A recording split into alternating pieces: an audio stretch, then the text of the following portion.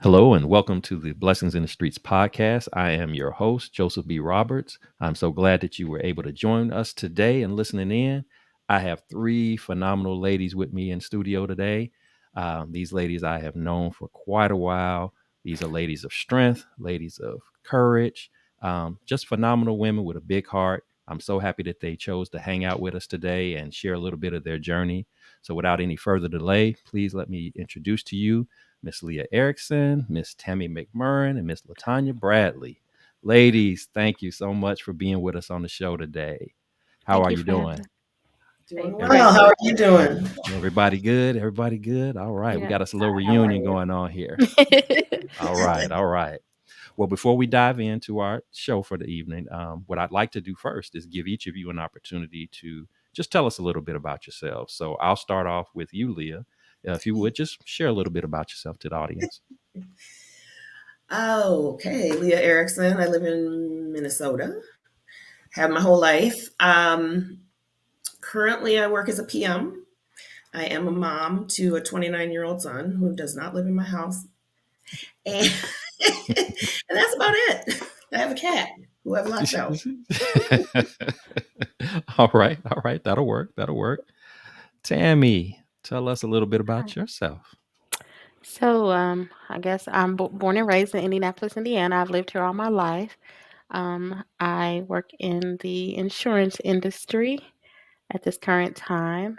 And I have a 30-year-old daughter, and I'm also a nana to two amazing young men, 1-year-old and 4-month-old. So yeah, she's got two under two. So they keep us busy.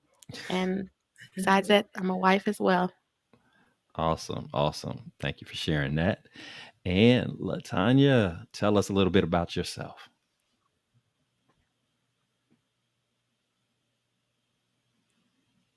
Hi, I'm Latanya. I'm mother of two boys, 28 and 21. Um, and a little lady. I'm currently a assistant manager. Um, I'm pretty much a homebody. That's pretty much it. Okay, okay. All right. Well, thank you for sharing a little bit about each of yourselves to the audience so they can get a little bit familiarized with you. But they're going to learn a whole lot about you and your journeys. And again, just your strength and showing how to overcome adversity in life.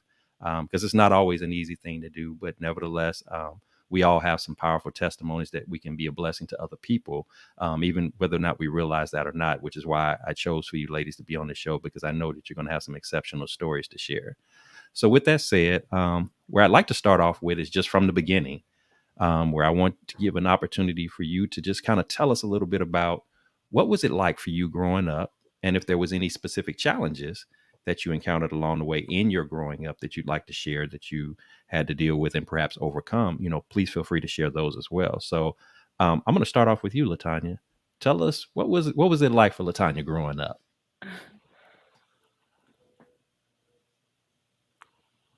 I've got one of the youngest of five, and kind of got picked on a lot by my brothers and my sister. But um, overall, I pretty upbringing. I was born here in Chicago, but then I out and overall, my growing up, I moved back. Um, issue with what you want to call it?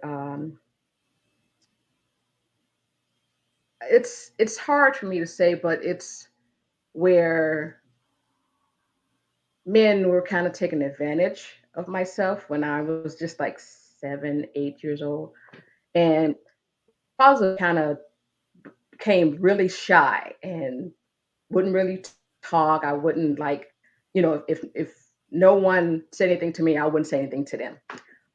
But I did traveling, going back to Mississippi.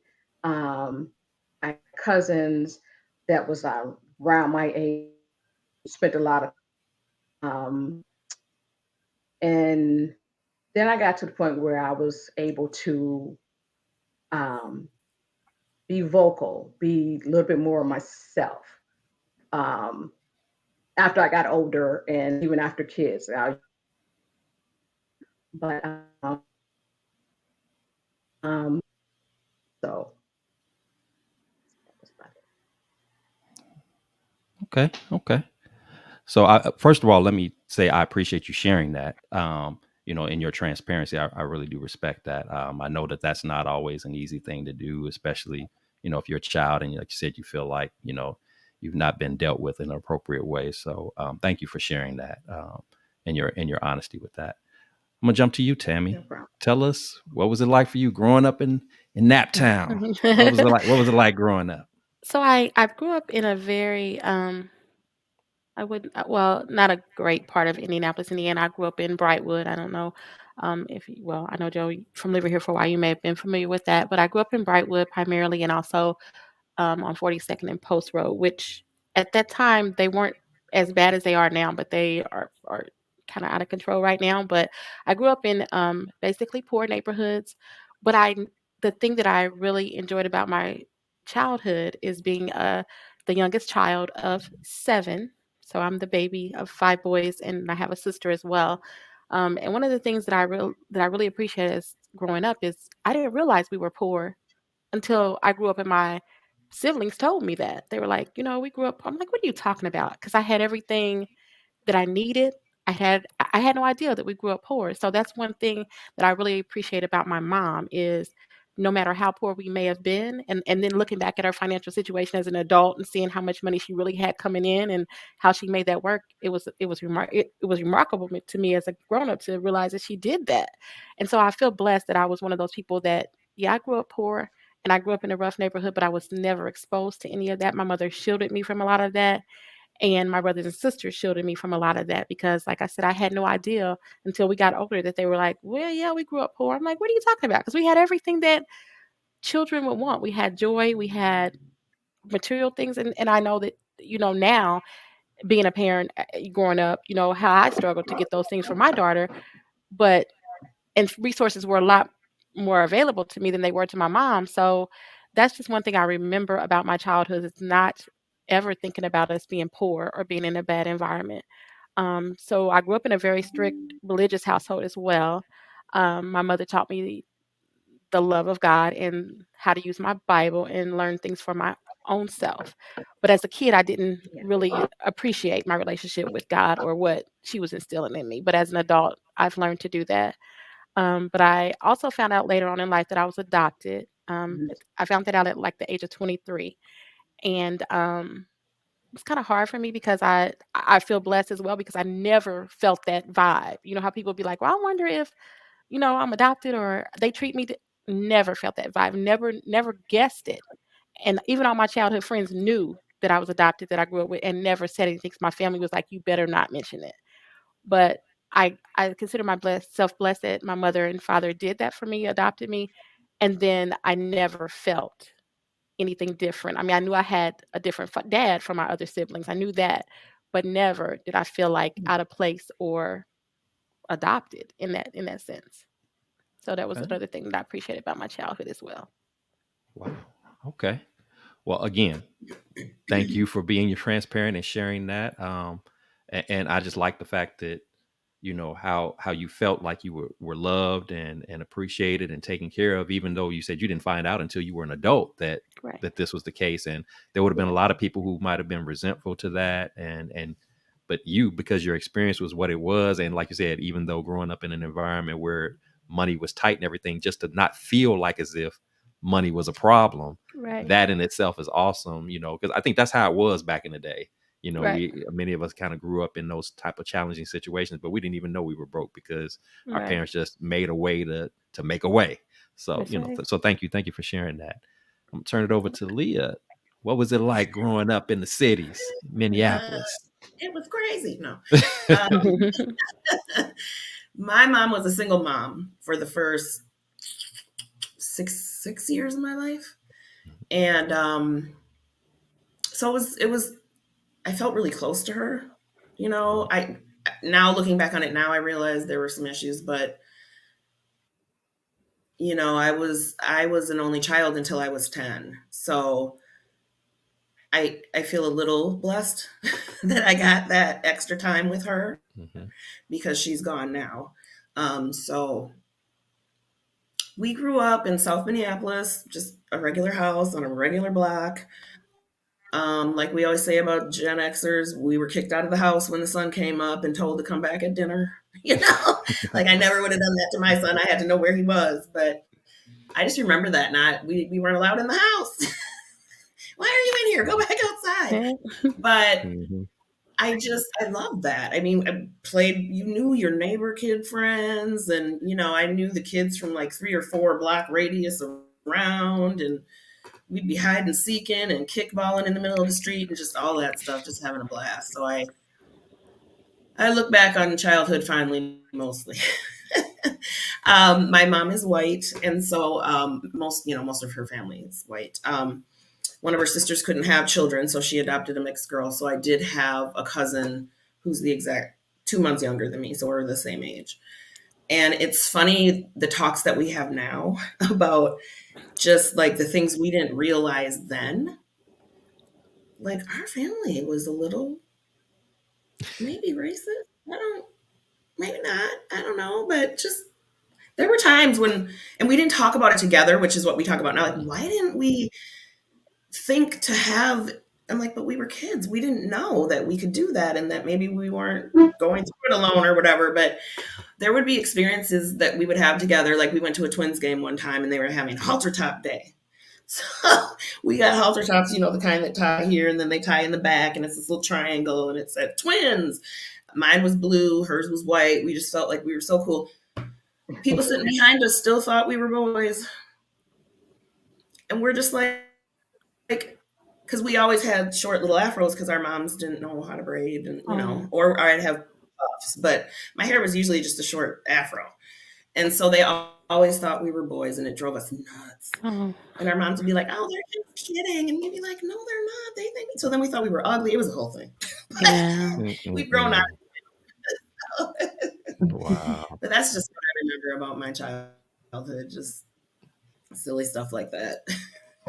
Okay. And it's interesting that you brought up about I know you mentioned about, being looked at as like maybe like confusing you as boys sometimes, but even just the biracial dynamic to it. Because if you don't know about Minneapolis, and of course I know you do, it's like on the one end, it's one of those cities that if you were biracial or you want to be in an interracial relationship, I always refer to Minneapolis like the interracial capital of the world. It feel like every other couple seems like that they're Mm. interracial couples, but then There's a still, lot of interracial. yeah, but even in an environment like that, like you said, there were times when you were growing up, like you didn't think about it growing up. You later on was like, but there's some instances, maybe some comments that were made or things like that made you question, some perhaps racial undertones, some little low key, digs or what have you. So Right. I can only imagine what that might have been like versus, those of us like myself and Tammy and Latanya grew up, growing up Midwest area in Indianapolis, Chicago, something like that would have been very to the forefront. We would have known right away, and it would have probably Right. got addressed like right then, Oh, yeah. even as kids. So it's Mhm. just different. It's interesting when you hear about different people's backgrounds and environments, which is why I wanted to share you all to share a little bit of that because it's just different depending upon where you are. Just like being here in Texas now, it's night and day from being in Indianapolis or even growing up in Chicago. It's completely different vibes. So thank you for sharing I that. bet.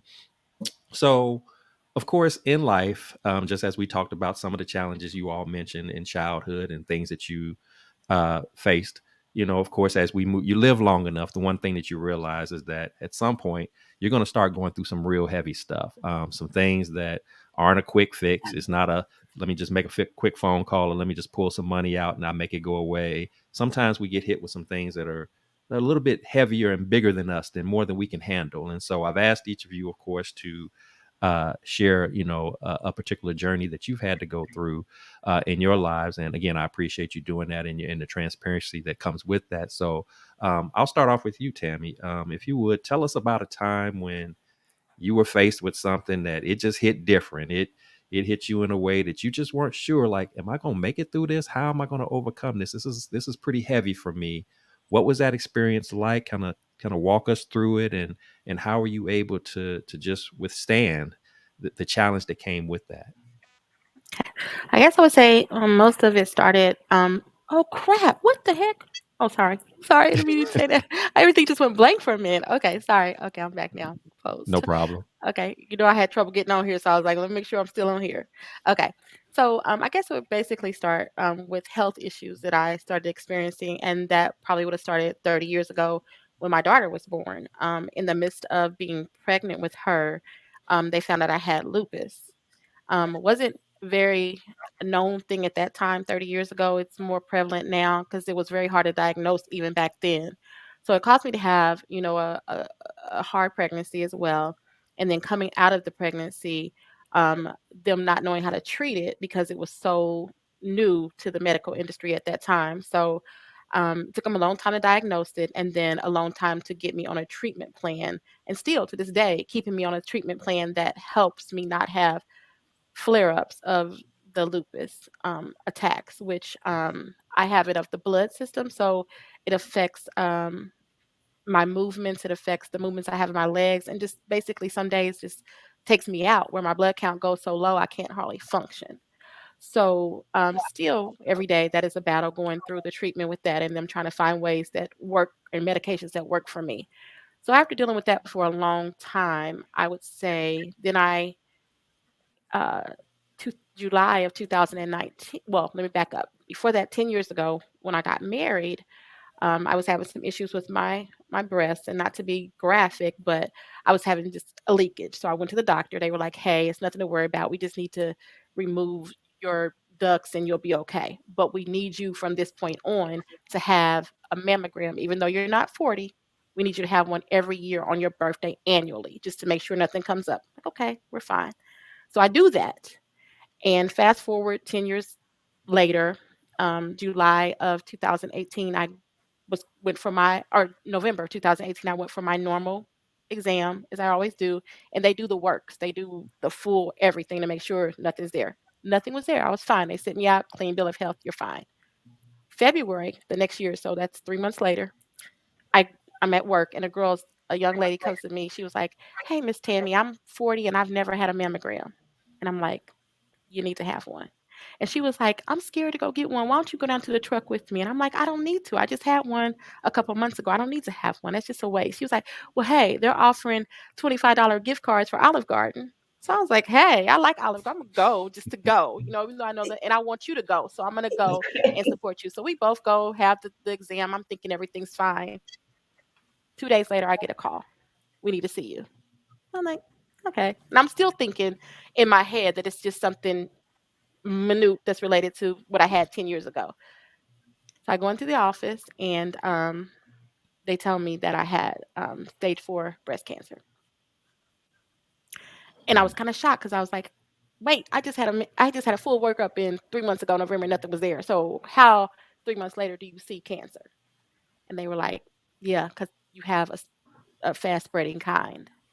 So it may not have been there or visible 3 months ago, but now it's spreading fast. We need to act immediately. So I'm like, okay, so what are you telling me? So then I go to the oncologist and he's like, the mass is so big, I need to remove your breast. And I'm like, okay.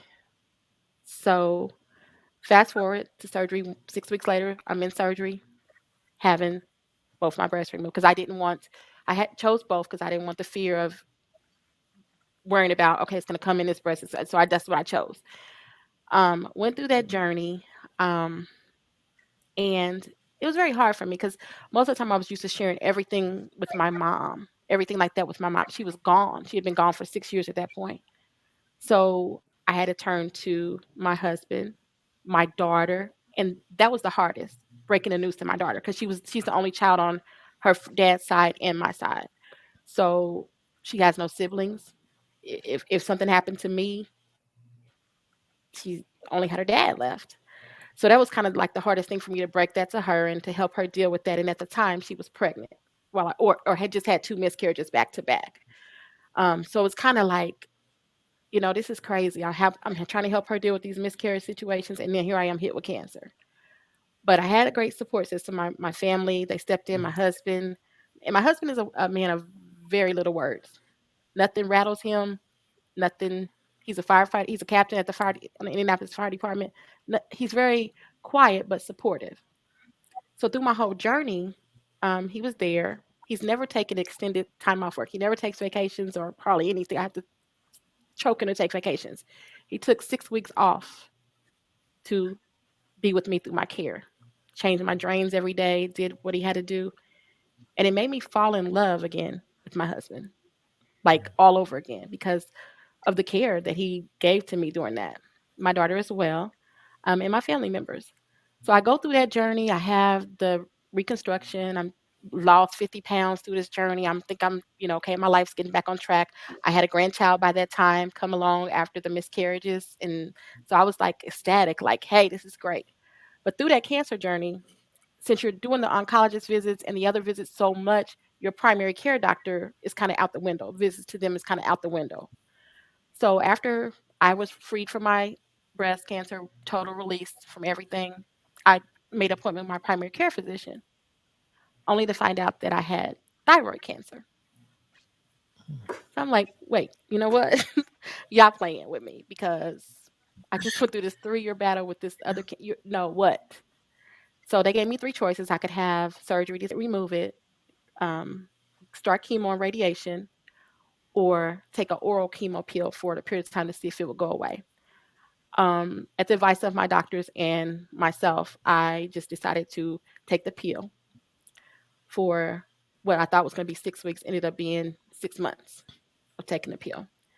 Um, and now that's in remission now, so I'm healed through that. But those 2 journeys back to back, it was mind boggling for a long time. And I found myself questioning God, like, really? You know what? Why me? Why again? Why my family? Why they have to go through this again with me? And I just really didn't understand a lot that was going on. But through my journey, it taught me a lot about myself. It taught me a lot about my husband. It taught me a lot about my daughter, who before that, we really didn't have a close knit relationship. After my cancer battle and the birth of my grandchildren, we were like this. So I looked at that journey as a way of, God bringing me and her closer, bringing me and my husband closer, making my marriage more honorable to myself. Um, and I just learned a lot through that journey. So I stopped asking why, and I started turning that into a testimony for others. So that's basically what I went through. That was my hurdle, one of my biggest hurdles in life. Yeah.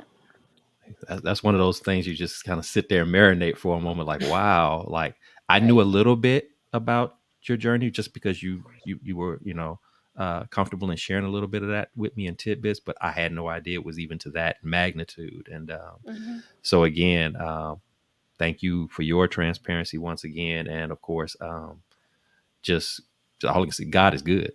I mean, See, just all to the time, every day, all the for time. you to go through that. And I think you pointed out a really good point, is sometimes we wonder, why do I have to go through this? Why me? Why me? But, God never allows a situation or a circumstance, no matter how trying, no matter painful it may seem, there's always something in it if he's allowing it to come your way. And the fact that you mentioned about getting closer with your daughter, drawing closer with your husband, and most importantly, just drawing closer to God. Sometimes he Right. allows certain things to come about because he's just saying, hey, I want us to get a little bit closer than we've been.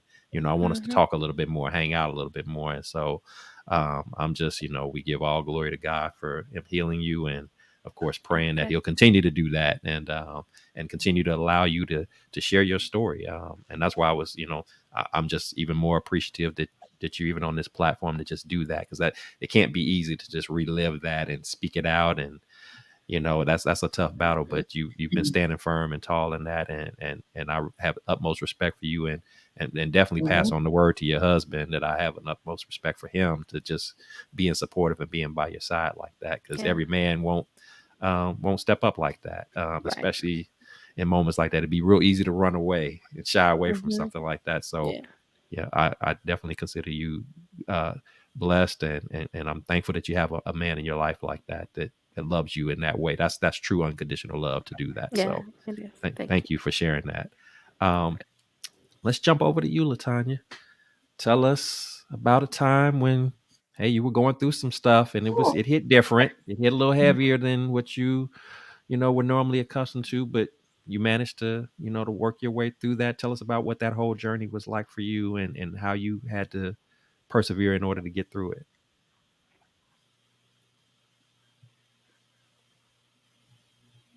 Okay, so it started just after my youngest son was born in 2001. Um, Things changed with my oldest son. I had like I was okay certain and things that I was planning on doing, but things changed where I had to change his school. And I scat my young um, um, I having crazy headaches, and it kept going on and on and on, and got to the point where I was bawling in tears, like crying like a baby. And they get me to the hospital, and I was informed, well, they informed my family that I had that birth in my brain, and I had a 50-50 chance of surviving. My son was 9 days old, and I was in and out, in and out. The surgeon, it was surgery, it was they cut like a quarter of my skull and did the surgery. It took me about 4 months of physical, um, occupational, and speech therapy. And it's like literally, I was like a child all over again. So, and like my mom was taking care of both my boys and me.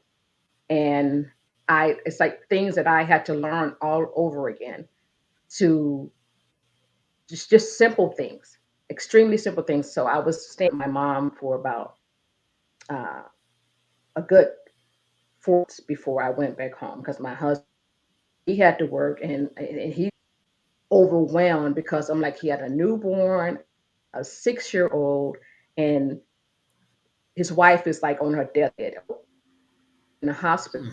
The was for him gone, and he was like, "No, she's not gone." But that's what they had to do, and it took a good 3 years, kind of to speak, if that happened. I don't know if it's really happened. Um, and but during those times, I was like having major seizures.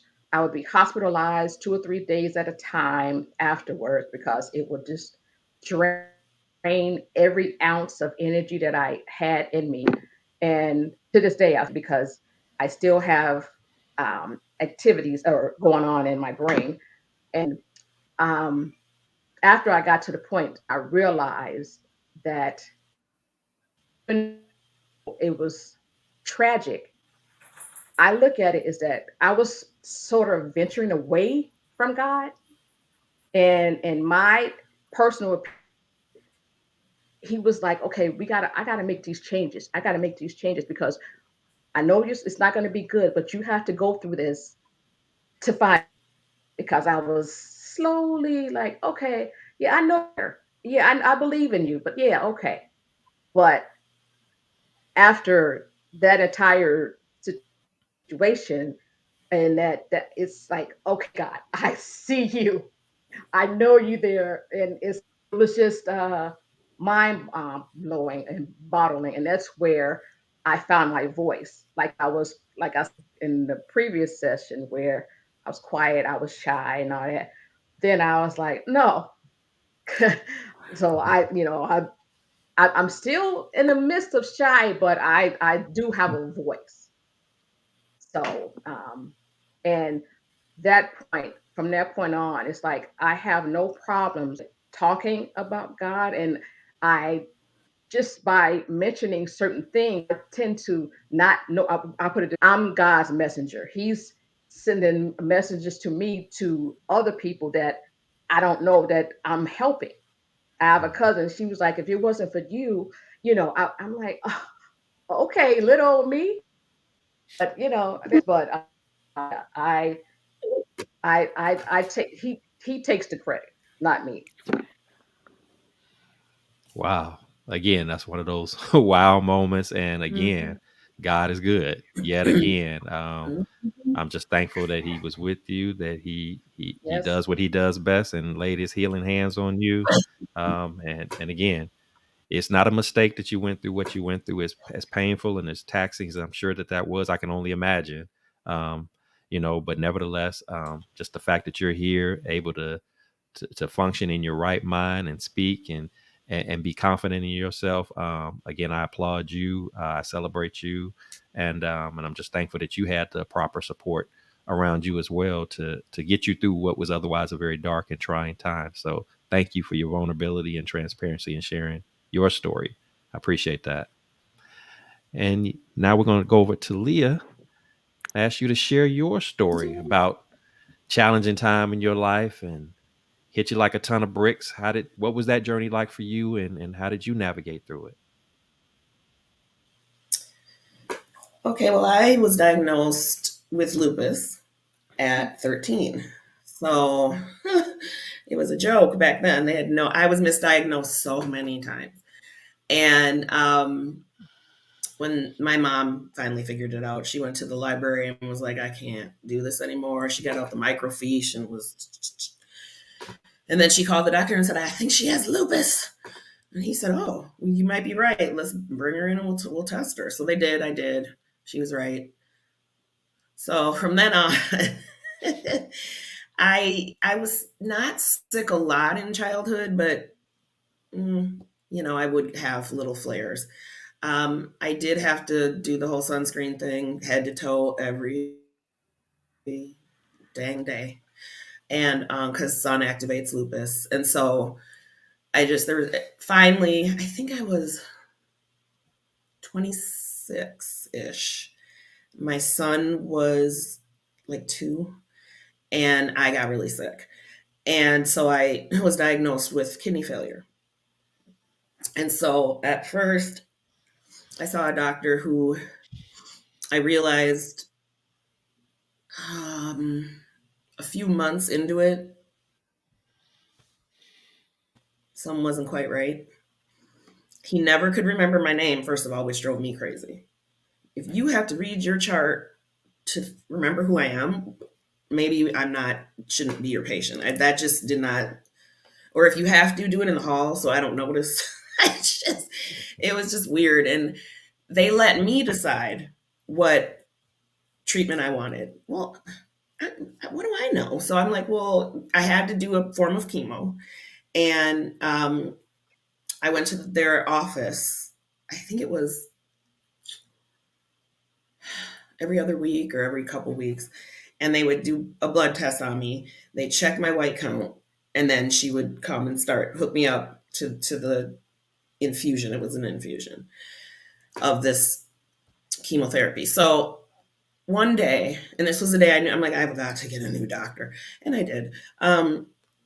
She came in after she had done the blood work, and I'm talking to my mom, and she came in and just starts hooking me up. And I was like, the doctor said to me, make sure you have them tell you what the number is, because then you'll know they've done it. Because if I was super low and they give me chemo, they can wipe out all your white count, and you die.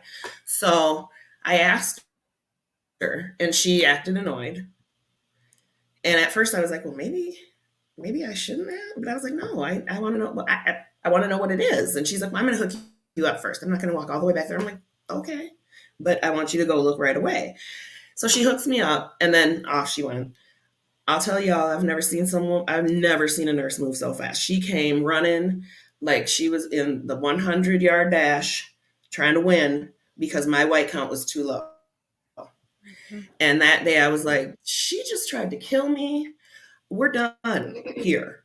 And so she unhooked me. We left. I went to my rheumatologist that I'd had, because for my lupus before the kidney involvement, like from 13 to this moment, 26-ish, had always been joints. So I had a rheumatologist. So I went to her and I said, I need an actual doctor. Like, this guy is trying to, I don't know what he's doing, but he's trying to kill me. And I don't want to die. So she said, okay, but the guy I'm going to suggest you may not like. A lot of people don't like him. He's pretty gruff. He's hard. He's going to do what needs to be done to keep you alive. I'm like, that sounds like a doctor I need to know.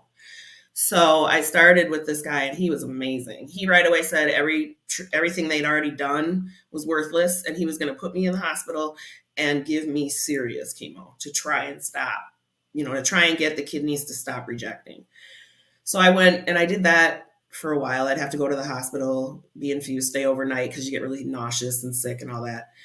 And he would let me leave, like I wasn't trapped in the hospital, because I had a 3-year-old, and he's like, you need to play with your son, and so you just need to sleep here at the hospital, but you can. So I was doing that, and finally it just didn't work, and I lost all my hair. It was a whole thing. I was like, this chemo stuff is no joke. But they finally were like, we're gonna have to put you on dialysis, and you need a transplant. And I was pretty resistant to transplant then, because I actually had a friend. What are the odds? But God puts you in those places. I had a friend who'd had a transplant.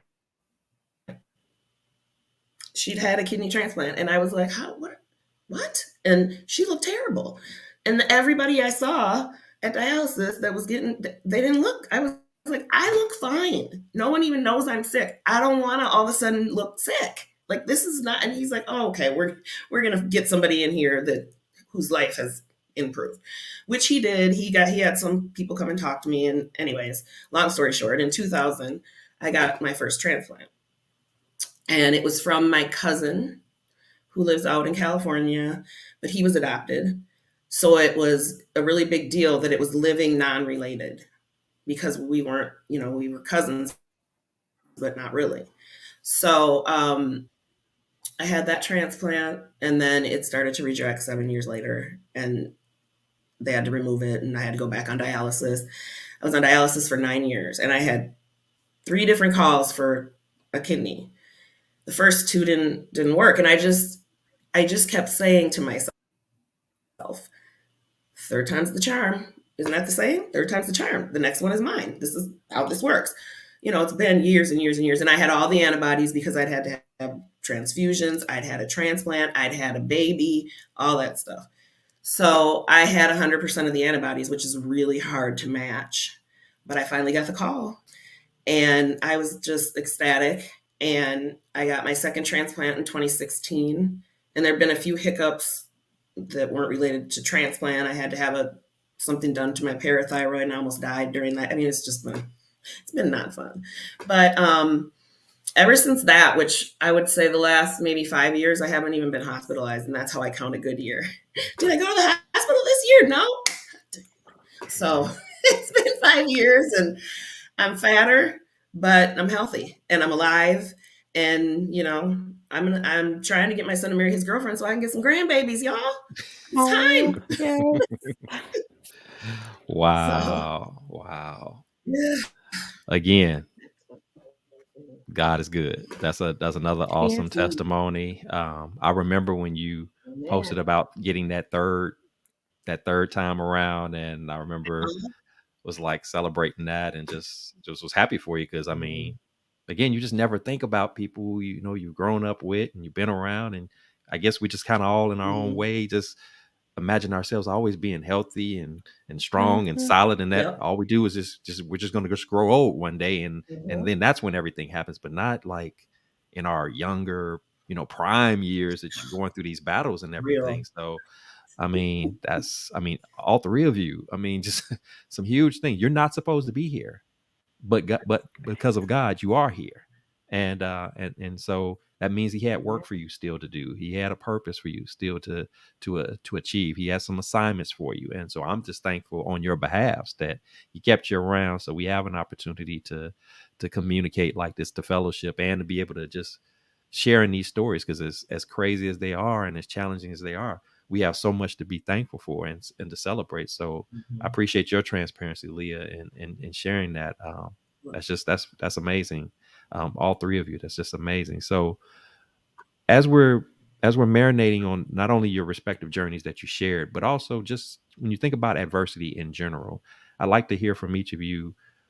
What have you found to be effective, as you move forward in your healing process, or just as you move forward in general with just dealing with adversity as a whole? I'm interested in knowing what is sort of your go-to routine or regiment that you tend to rely upon. Like, hey, when I'm going through, this is what I tend to do to kind of keep my mind right, to keep my spirits up, to keep myself in a clear path to where I don't allow myself to get overwhelmed and stuck in the moment of whatever it is that I'm going through. I don't let it dictate how things are going to be for me, but this is how I manage those situations. So I'm going to jump to you, Latanya. Kind of tell me what is your way of processing adversity. How do you go about, what is your routine in going about, handling such situations when they come about in your life?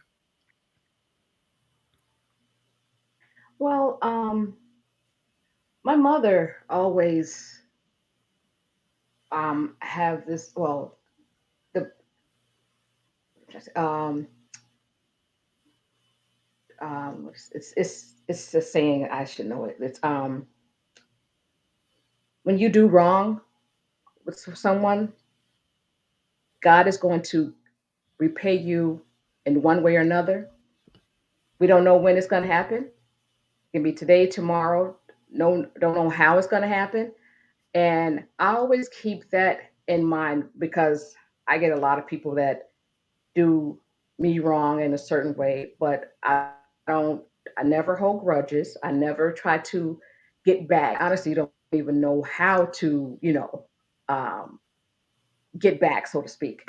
And I mean, even family members um, do things that really shocks me to me that I can't believe it happened. But I I as long as I'm living, and I always pray to God, and that I it's that I feel that something is going wrong in their life, and they're taking it out on the wrong person, and I pray that they get over what was happening to them, and I also try to instill in others when things are going wrong with them. I always tell them to, because I have workers that I work with that are going through things. That's like you gotta, major issues. Certain, I'm like, you gotta always look at it as that God will never forsake you. God is going to take care of you as long as you keep the faith, regardless of how things appear.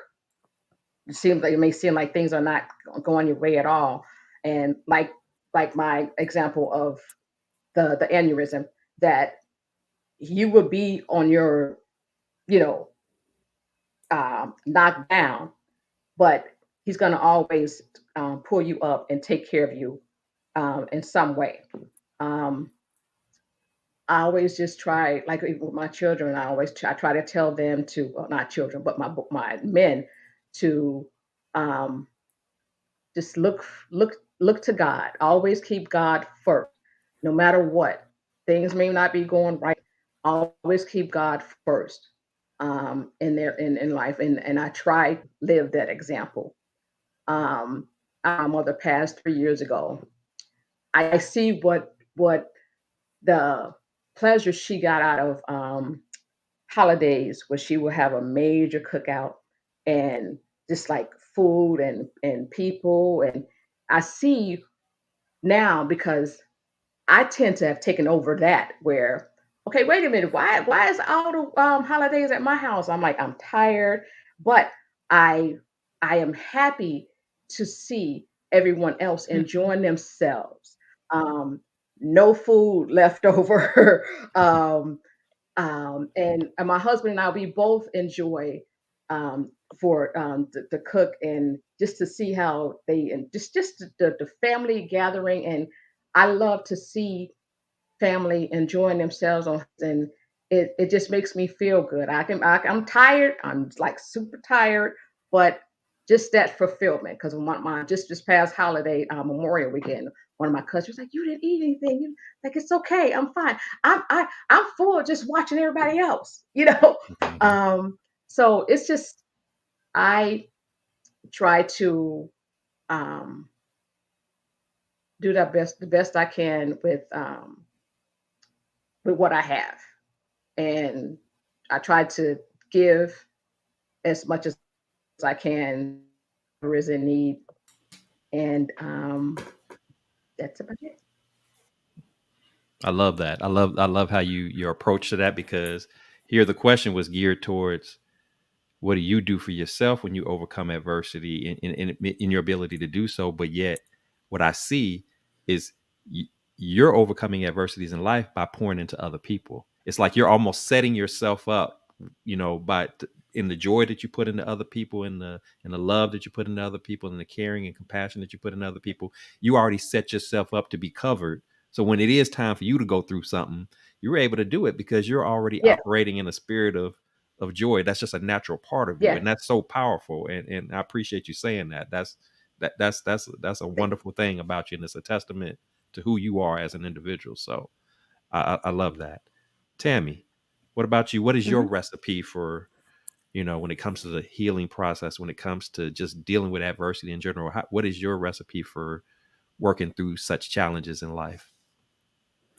I think one would be, well, first and foremost, my love of God, um, my love of service, my love of myself, which was lacking for a very long time.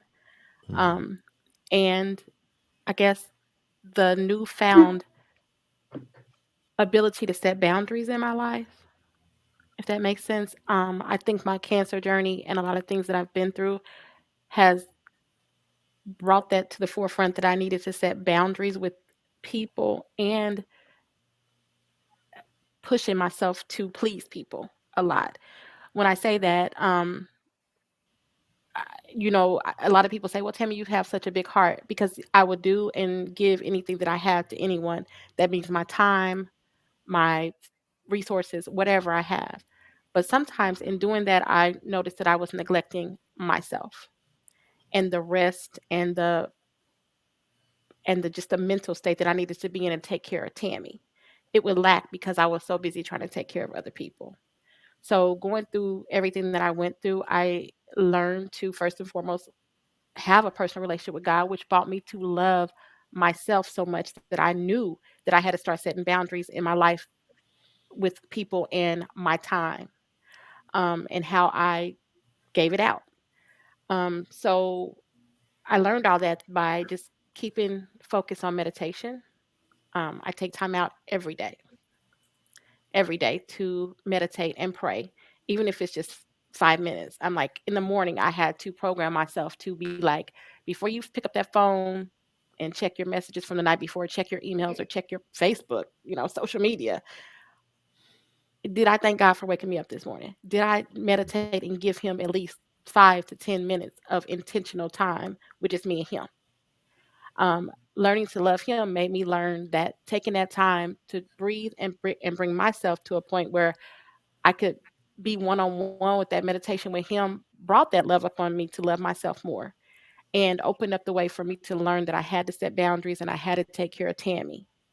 Um, and then, like, my husband was also big in that because one of the things that, like, when I was, like I said, when he's a man of very few words. So, like, one of my surgeries when I was wheeled in, he hadn't said anything. I mean, my whole family was a room of 20 people in there. This was before COVID hit, of course. And there's like 20 people in the room, and they all had something to say. You're going to be okay. We praying, but he didn't say anything. So he was the last person I seen as I was wheeled into surgery. And I was like, babe, you haven't said anything. Do you have anything to say? And he was like, mm-hmm. It's like, be still. Just be still. And when I heard that, I was like, you know what? I do. I need to be still. So when I came out of all my cancer journey and going through all that, I had to take a step back and learn to just be still and know that my God was there for me. And through all that, also, I forgot to mention through my journey as well, when COVID hit, I had a bout with COVID. I did 2 years without getting it, so I was so lucky. Or I consider myself lucky because, with lupus, you're so susceptible to anything that's Mhm. airborne. So I was like, oh, I know I'm gonna get it firsthand. But I went 2 years. And I was like, oh, I'm cool. My birthday last year, I started feeling sick. Not knowing what it was, just thinking it was my lupus. And if I had COVID, but so my husband had to train. So my sister came over to take care of me because it was that bad. She had to stay with me. But one day I woke up, I couldn't walk. Like my legs totally gave out. And one of the things that I enjoy doing is ushering at my church or giving service to my church that way. I was like, God, I know you ain't going to take my legs, or I can't usher people in, smile and stand up there and usher people in. I know this ain't going to happen. So got hit with that. And then I was like, Tammy, don't even question him again. Just be still and know that he knows you like to serve. He knows you're trying to set boundaries. He knows that this is something that you feel is your purpose. So just be still and wait. A month later, I was able to walk again. But those are just things that I've learned through just having that personal relationship with God. Because as a child, even though I was raised in a very religious household, it wasn't my own. It wasn't my own personal relationship. And I feel very bad that I didn't get that personal relationship till I got older in life. Glad that I got it. But I was missing out on so much from not having that personal relationship with my Father, with my Lord. So that's basically how I've just gotten through it. It's just by being still and knowing that He's here and He's going to do for me above and abundantly. And if I don't get anything else from Him that I've asked for, He's done enough. And that's what I know. He's done enough. And I'm okay with that. That's awesome. That's awesome. And again, I love your perspective, because one thing that sticks out to me, of course, is the be still. Even when you shared that last bit of information about how COVID hit you and to the point where you couldn't walk, I make that I made that correlation, like that was part of your be still moment. God knows you like to usher. He knows you like to move about, but sometimes He will sit you down in whatever way that means. Sometimes He kind of puts you into that isolation moment where you're being still. You had plenty of time to be still and meditate and think through some things. I love that you focused on loving you, because that's so important, especially when you serve, when you're naturally a person who's the giver, the encourager. One of the questions I always ask, I kind of hypothetically or rhetorically, I should say, ask all the time, because I consider myself as an encourager. Is like, who do you go to when the encourager needs to be encouraged? That's a challenging time when you're used to being the one who gives, but now you need who's giving to you, But what you have to remember is, if nobody else is around, if nobody else is in the room, if nobody else is picking up the phone to do it, there's one person that you can always count on, no matter what, without fail, and that's our Father. And the fact that you recognize that all of you ladies recognize that's a powerful thing. And so I appreciate your response to that question, and that's a beautiful thing, and I'm glad that's been your embracing of how you handle adversity moving forward, because now it allows you. It doesn't mean that it doesn't hurt or doesn't feel good from time to time, but you're able to handle it. You don't get stuck in it. So that's and that's also one more thing that I wanted to say helped a lot too, that I probably left out: therapy. Like, I know sometimes in our community we kind of like use that as no, we don't do that. We go to church, we go to our family, we go to our mom, and we don't do therapy. But therapy helped, and it still helps a lot. I mean, I pay that bill faithfully every month, because I'm like, I don't care how much you're going to charge me to sit here and talk to me. Sometimes you need that outside perspective. I mean, church is wonderful. God is going to direct me there. But there's sometimes you need to talk to someone about just everyday feelings that you may not know how to cope with. So that has helped me as well. Awesome. And I'm glad you brought that up, because again, therapy is very valuable. And I mean, I have participated in it from myself, and it took me many years. I didn't even do it for the first time until just last year. And for many of the same reasons, the same stereotypes. But like you said, the reality is that you can, even if you are a believer in God, you have to also understand that God is equipped. He's gifted certain people with that skill set to allow you to have a face-to-face person that's outside of your situation. That's no judgment. That they don't have anything to gain per se out of telling you one way or the other, but it gives you that person that you can bounce stuff off of, and and share in with, whatever it is that's going on. So I'm glad that you were transparent in sharing that even. And that's just another testament. Don't knock therapy until you've tried it. There's a lot of value, and it doesn't mean that you're crazy. It doesn't mean that you're losing it. It just means that that's an example of you showing love for you, that you're understanding, hey, I need to have somebody that may be outside of my initial circle of friends or even family or whatever that I can talk to and relate to, that can help me to process things that I'm dealing with. So thank you for sharing that. And then Leah, same question to you. What is your recipe for healing and dealing with adversity? What do you lean into and rely upon to get you through difficult times? Therapy. For real.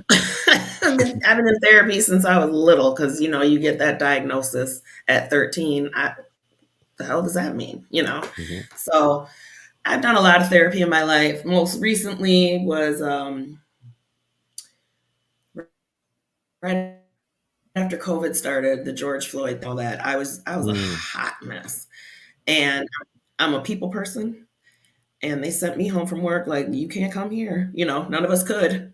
And I was like, what do you mean? I got to be by myself all day? Oh, so I had a little breakdown. And it was health related. It was just everything because I was terrified of getting COVID because of my lupus and my kidney. And I'm like, what will happen? I never did get it, knock on some kind of wood. But it terrified me. And so I had myself just in my house terrified. And I didn't want anybody to come in my house. You guys have been other place. You can't come here. And so I spent months being super strict, and it was not good for my health. So I ended up taking almost 3 months off work. I went to an intensive therapy program at the main hospital downtown. And they were like, well, we can do this. How did she say it to me? Because I was serious. I was like, we got to do something because I'm suicidal thoughts. Something's got to happen here.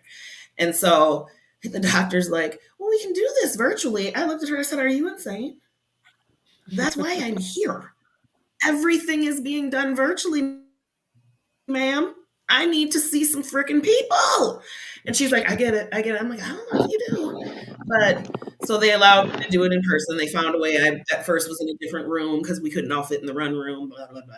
But somebody graduated and I got to go in, and that was a 16-day program. So I went downtown every day for 6 hours and did therapy. So it was amazing. I'm so glad I did it. I went back to my therapist because I have a therapist, but I just needed somebody just sit me down and smack me or something because I was a mess. And I'm just like, what's going on? And what's the point? And they're like, okay, you got to find some things that make you happy and you need to learn how to love you. And I was like, oh, okay. How does one do self-love? I had to ask my therapist. What does that entail? I don't know what that means. I don't know what it looks like. What does help? And so she just, asked me a bunch of questions, and I now have affirmation journals. I color because it makes me happy. I do puzzles because it makes me happy. I liked every year on my birthday, I like to volunteer at Women Build and help build a house. I've been doing that for 6 years now. I have to do stuff. I can't be still. I know we should sometimes, but I gotta, because if I'm too still, then I start crying. It's a thing. So I lean on people, my family, my son, my siblings, because that's what gives me energy, other people. So, and if I can give back in some way, even better. You need a house, I'll help build. I know how to do sheetrock now, everybody. I know how to use that thing where you put it on the ceiling. Let me bring my tools, we can do this. But I do that. That helps me because then I think I'm paying it forward. I'm lucky enough to still be here. How can I help somebody else? And that feeds my soul. I love it. And I'm still trying to learn what self-love is. I'm not sure I have it down, but I'm trying. I'm trying. The mere fact that you're recognizing the importance of it and that you're on the journey and seeking that out, you already are winning in that regard. And then again, just as everybody else has shared, all of you are about pouring into other people, but also you're coming into that realization of loving you and understanding where that comes from and the boundaries and all of those things. So very, very powerful messages that you have about your healing process. So with that said, let's transition into this. If you had an opportunity to speak to someone that maybe is either going through what some of the challenges that you've gone through in life, whether it's your health conditions or just something else in regards to adversity, what would be a few words of wisdom or advice that you might give to them, or even to your younger selves? What would you tell your younger selves how to handle the challenges and struggles of life? I'll jump back to you, Latanya. What would you say to little Latanya? Hey, this is what I recommend that you do and look to Well, lean into. never give up, and always in God. Keep the faith. Know that He will see you through whatever it is that you're going through, regardless of how bad it may look. Always keep the faith and trust in God and know that He will bring you through. To the point and very powerful. What about you, Tammy? What would you say to younger Tammy? Um, well, I would have said to younger Tammy, what would I have said? To start that relationship with God at an earlier age, that personal relationship. God's always been a part of my life. It wasn't personal. And I used to hear my pastor say all the time. He used to say, the first thing people do when adversity comes or trouble comes is they stop going to church. And I used to be like, who does that? Why would they do that? Why would they not go to church when something bad is happening? Till I did it. Um, I just found myself feeling a little pity sometimes, and I'd be like, I don't feel good, so I'm just not going. Or, I would just be in my questioning mode. So I'm like, hey, I've been going to church faithful, I've been serving, and then I get hit back to back cancer. So I would be like, in my mind, it started messing with me a little bit. I knew who that was, but I fell for it for a little bit, and I stopped. Just it's okay for me to lay here and not go. I'm gonna be all right. God know I don't feel good, but I could go to the concert the night before. I could go to, dancing with my girlfriends or the girls' night out, but I couldn't go to church. So I had to think that my pastor was talking right to me when he was talking about those people that the first thing that comes is your worship when adversity comes. So I had to realize that no matter how bad I felt or how bad things got, always keep first and foremost in my mind what God brought me through. And if he brought me through that, who am I to say I can't worship? Or who am I to say I'm not getting up for church this morning or I'm not going to serve you when he's done exceedingly abundantly more for me than I could even offer him or begin to offer him? So Right. that's one of the things I would suggest is never waver in your faith or that he's going to bring you through. Never waver in your prayer life and never waver in your worship life. Because, sometimes we think just going to a church is just a building. For some people it may be, but for me, having that encouragement through the songs, having that, a pastor that I actually personally feels he cares about me, even though we have a large congregation, he knows me by name. He knows what I've been struggling through. He's reached out to me personally. Hey, I'm praying for you. Um, has helped me to be like, yeah, God is on my side, so I can't be wavering in my duties to Him and what my purpose is for Him. So share, and then a lot of people be like, well, they don't want to be as transparent as I've been in my journey. Issues in my marriage that I've shared with people, issues with my self love, my weight issues that I've shared with people. People will say, "Why do you always share that?" Because I feel like if my testimony can help just one person, then I've done what I needed to do with that. So I always say, also just keep sharing your journey and testifying as much as you can because that's going to help. Because the more I found that I've shared, I feel like it's helped me to look back at the situation like, hey, I really made it through that, and this person can too. So just know that you can. That's all I would say. Awesome. Well said. Well said. Mm. And Leah, what would you say to Yes, young sir. Leah? What would you tell her to, when it comes to adversity and the challenges of life? What would your guidance and words of wisdom be to her? I would try to get her to learn how to love herself way earlier. We'll start there. Because that journey, that's the hardest journey I've been on, and I still haven't figured it out. And I'm like, we got to work on this. You're okay. You're a nice person, you know. I would also just remind her that positive thinking is a thing. And I've always been a positive thinker, but it definitely has helped me through this. And just believe in yourself. And if you need to talk to somebody, do that. If you need to go see your pastor, do that. If you just don't give up on yourself, because I think that's the saddest thing people do. People love you, and whether you love yourself or not. I tell myself that every day. You may not like yourself today, but your son loves you. Your friend, I go through the list if I'm feeling it. So just remember that you got this. You just have to remain strong, talk to who you need to, but believe in yourself and love yourself and know that you're worth it. Absolutely. Absolutely. Very well said. I appreciate that. Okay. Well, as we get to the final aspect of our time together here, this is the time where we're going to get a chance to just celebrate and kind of see what's going on with everybody. So, Leah, is there anything going on in your life right now that we can celebrate, that we can rally around you about? Any Yes. new happenings, any big I just adventures got a new coming up? job. All right. All right. There you go. Love it. Love it. Yeah, I got a new Congratulations. job in May. Okay. And I like it. The people are amazing. Which is for me most important, because I worked at a company for a long time, and I worked with some people who weren't so nice. I was micromanaged a little too much and told I couldn't do things that I thought I could probably do. And now I'm doing them, and I'm getting paid more to do them, so I feel better about it. And in turn, about myself. So I celebrate that, because it was 5 months of no job, and that was just too long. I'm single. That was too long. I'm like, my savings is dwindling. So it's nice to be employed.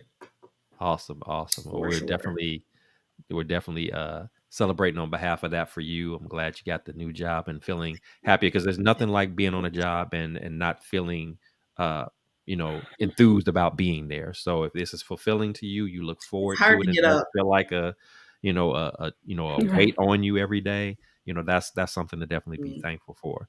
What about you, Latanya? Tell me anything exciting, anything fascinating going on Um, that you want to share with us that we can celebrate for you? well, but my oldest son, he's been out of the house for about 8 years, but he's always had a roommate or so. Mhm. And he just recently got his own apartment, 2 bedroom by himself. And I'm like so extremely happy that he's like, okay, no more roommates. I mean, you're old enough. I'm like, I'm just happy that he has his own place. And I'm of course being a mom, I'm getting all the extra little stuff. You know, I'm like, okay, you just got a bed. You got to get a little bit more. So I'm like, furnishing his place, and I'm just happy to see him getting into his manhood, and it makes me feel really good. I'm like, I guess I didn't do too bad as a mom, you know.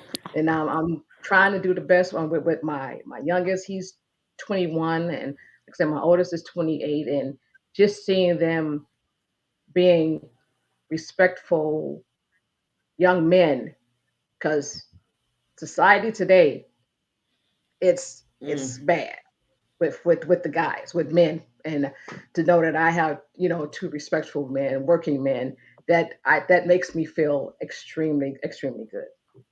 That's awesome, And and we like I definitely said, want to. just celebrating him having his 2 bedroom, and it's just I feel I just feel joy inside. Yep. That's awesome. Yeah, I mean, because it's a lot of hard work. I mean, as we all know, raising kids, and so you want to know that when they do get grown and out on their own, that they're able to survive out Hmm. there and do well for themselves and be happy. And so I'm sure to be able to Right. see him make this transition is a wonderful thing. And as you said, it's a testament to you and your husband and how you've raised him, and he's becoming the man that he's becoming. And trust and believe. Don't feel Yes. bad about the fact that you're helping him fix up his space. My mother helped me on a numerous It occasions never when I stops. was still have my little It apartments and never all that stops. stuff, going shopping with me, and I loved every bit of it. So Yeah. even if he doesn't say Mhm. it, trust and believe he is feeling all of that, and he's loving that Hmm. that motherly touch into making Yeah, I his guess. apartment into a home. So don't feel bad about that. Trust me, he's enjoying that, and he'll remember that for a Hmm. I don't. lifetime. No, he doesn't mind at all. That's good. Yeah. It's a big deal. And what about you, Tammy? Hmm. What's going on with you? What can we So let me celebrate? see. So I celebrated what, a 42-pound weight loss.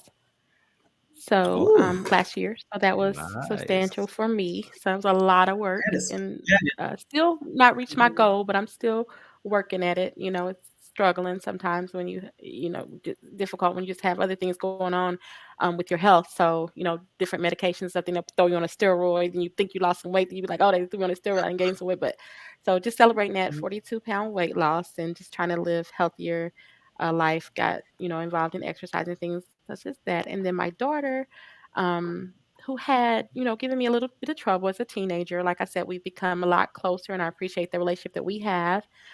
She has blessed me. She got married last year, so that was a great thing. And she blessed me with two. Can y'all see them? This is Oh. true, ooh, and this is love. So it's true I love love. that. That's That's them. so Nice, Oh, nice. So that's my pride. That's my joy right now because my daughter suffered mm, several back-to-back miscarriages. So she kind of was wavering, thinking that she couldn't have children. And I didn't know how to support that because I didn't want a lot of children. I had one and I was done. That was it. So I never mm. wanted children. But I mean, I had her. She was a blessing. But I wasn't one of them people that wanted a kid or a whole bunch. So I didn't understand her in that journey. So all I could say was, when it's God's time, it's going to happen. So we got two healthy baby boys. Didn't want them to be two under two, but we got them. okay. So I just thank God every day for them because they're such a joy. And I mean, this love that I have for them, nobody ever told me it was going to be like this because I want more. I want more, more grandchildren. But so that's what I'm celebrating right now. Just loving them, being a nana, a grandma, appreciating and just living life every day, just every day. Just getting up, Awesome. talking to them every day makes it. I mean, if I don't talk to them, like I'm going on a 7-day cruise in 2 weeks, and I'm like, I gotta buy this Wi-Fi package or this pack internet because I gotta talk to them every day. I don't know what I would do if I couldn't FaceTime them every day. So that's what I'm That's celebrating. Just awesome. those two little boys right there. That is awesome. That is awesome. And like I said, I know Mhm. you all aren't Facebook friends with Tammy, but trust and believe, there's plenty of pictures and videos and everything else. She is loving all on them grandbabies. They are Good. majorly spoiled in a big way. And Yes, and yes. again, going back to your celebration about the weight loss, and I say that that's a big deal because what you don't know about Tammy is Tammy's also like this master baker. And so she's Oh always yeah, baking I Mm. forgot stuff for about my people. So I'm baking trying to figure business. out how Yes, she dropped 42 and she's constantly baking I stuff don't for eat it. While people. baking, I don't eat it. So how You many? don't I eat You it. just You gotta at don't least taste it, don't you? You want to I mean, start a I've tasted secret? everything I've made, but when I make it, I don't want it that much. Mm, But Gotcha. yeah, this is something I did when my mom passed about 7 years ago. She was always the baker and the cook, and so I just took her recipes. It took me like 2 years to put a recipe book together because she would have a icing recipe over here, a bake, and I'm like, I had to put it all together, and then I just started baking them for the fun of it, or just to Okay. out of memory of her. And then people started ordering them, so I was like, I could do a business. So now Nice. I guess I am celebrating that too. I am owner of Red Bottom Bites because my mother's name was Red, and then I love shoes, so Okay. I just kind of named it like Red Bottom Bites. But yeah, so I still get orders for cakes and stuff, so I enjoy that too. see, so see there we go. See, now we got so Nice. we can speak that into existence. So we got the That's business. right. Well, we should be having a recipe book Mhm. coming out, right? And she's not Yeah. lying about the shoes. I think she probably got about 1,000 pair of shoes. She's a Yeah, I shoe mean, my addict. husband threatened to put me out every week. She's Every a shoe week. He's addict. like, every So week. You gotta do yeah. something with your stuff. Well, that is awesome. That is awesome. Well, again, ladies, it has been more than a pleasure. That's an understatement to be with you all this evening, hanging out and just sharing your journeys. I surely appreciate your transparency and just your willingness to be a part of this experience. I have thoroughly enjoyed it. I've gotten to know you even more than I thought I knew you. And it just makes it that much more of reason why, these lifelong friendships need to stay lifelong friendships.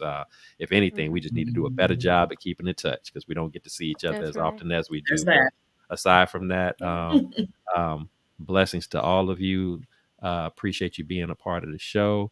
This does bring our show to a close of the Blessings in the Streets Well, podcast. wait, Joe. Yeah. Joe, wait a minute. We gotta say, and I tell you this all the time, Mhm. backing up off of our stories and everything, I tell you this all the time, how proud I am of the man that you are, that you have Yes, become. Like the absolutely. books, the podcast, Absolutely. this segment right here, if Yep. you ain't making Miss Marie He's proud, doing who it. are? I mean, you know that. Yes, You know that. I tell you that all the yes, time. yes, You he know, is. your mom, and I tell you all the time too. Also, you were so unselfish in sharing your mom with me. Anyway, I Mhm. know. You were so unselfish and sharing her with a lot of people. Everybody has high regards for Miss Boatner, or Miss Marie. I call her Miss Marie. So, just I know that she is smiling down like, look at my son. Mm-hmm. Look at my son. So, every time I see that you're doing something, I support it. Every time I see that, you're speaking, I support it, because I am proud. Miss Marie is proud, and God is proud of the man that you have become. I I totally appreciate agree. that. I Just want to say appreciate that. that so much. And again, the her memory, the writing of the book, Blessings in the Streets, this podcast is an extension of that. And it's just an opportunity Right. to bring more of those blessing in the streets moments together, like what we Mhm. did tonight. So thank you for that. I Mhm. appreciate it. And Right. it's just encouragement and confirmation that I'm doing what I believe God is calling me to do. And I'm just Mhm. prayerful that this will have the impact and influence that I intend for this to be. So I'm just letting God do his Yes. thing with it. And like I said, I know we had some couple of little technical difficulties in the beginning, but we're not going to let that stop us. We didn't let it Yeah, stop us. So that's right. that's what And it's shout all out to about. your wife and your daughter as well for sharing you The with devil is a with liar. us, and your journey as well. Because Appreciate I know that. sometimes it does Yes. take away from your family to have to do that, but Oh, yeah. kudos to them as well. We appreciate them too.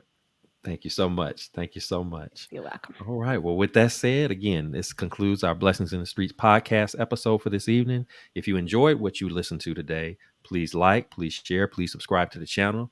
We would greatly appreciate that. And until next time, just remember here at Blessings in the Streets, your story is your glory, your relationships are relevant, and there's joy in your journey. So until next time, take care, God bless, and I'll see you then. Bye. It was nice meeting you, ladies. Nice Bye. meeting you as well. You too.